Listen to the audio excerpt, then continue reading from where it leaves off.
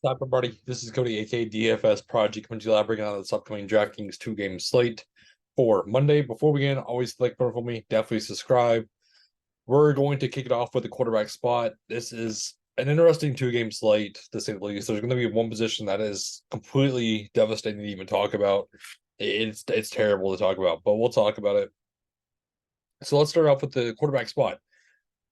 Ownership is going to be on Tua. It's pretty clear cut that everybody is going to want to get to Tua in the spot at 7-3. When you have Jordan Love, Will Levis, and Tommy DeVito as your other options, it gets kind of scary. Jordan Love against the Giants. If he can get you 20 fantasy points, it won't be terrible. It could work. I mean, it could certainly get you there. With the 1,300 discount savings. Will Levis against Miami, I'm not really trusting. I don't really want to go to Will Levis right now. And then Tommy Cutlets. 17 for 25 last game, 11 fantasy points, 22-14.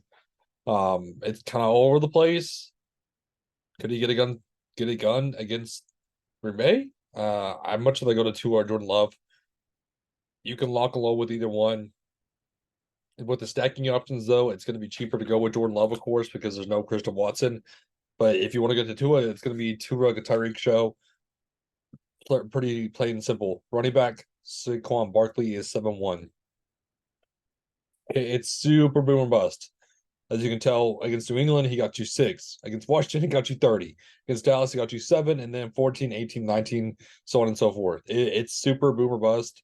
That's the problem with him, is I don't know how to go about this slate yet. The running back spot, Achane and Mostert, the 1-2 punch. Achane has the bigger upside. If you want the floor, you can go to Mostert. I much to go to Achane with just the boom upside. Derrick Henry 6-5 against Miami. He's got it done the past 2 weeks, but those run defenses were not there for them. The Miami side, though, I like this run defense. I'm kind of fading Derrick Henry here. Aaron Jones is going to be out. He already said that he intends not to play, or the team at least said that. So I don't think he's going to play. I think the Green Bay Packers hold him out on one more week. It's going to be AJ Dillon's show, and I like AJ Dillon at 5-3. Going to receiver, no Christian Watson. So Dobbs, Reed, and Wicks are going to be obviously the options you go to. Let's look at the depth chart. It's going to be Wicks for me at 3-8.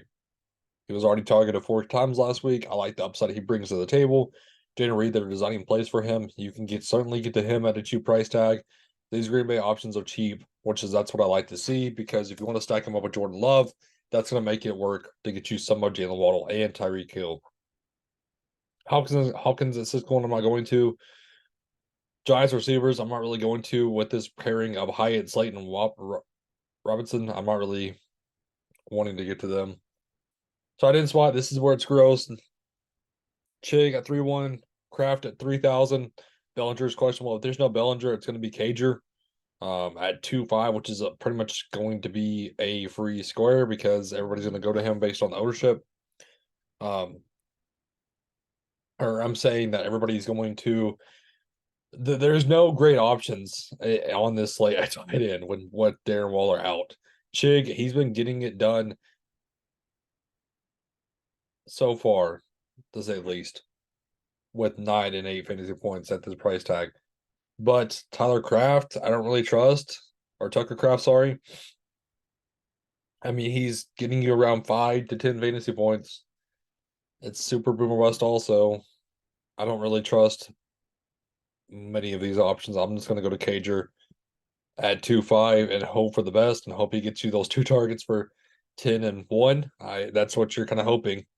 So we'll see. But yeah, it's going to be mainly Dolphins and Green Bay for me. I'm going to try to stack up Green Bay with the cheap options at receivers.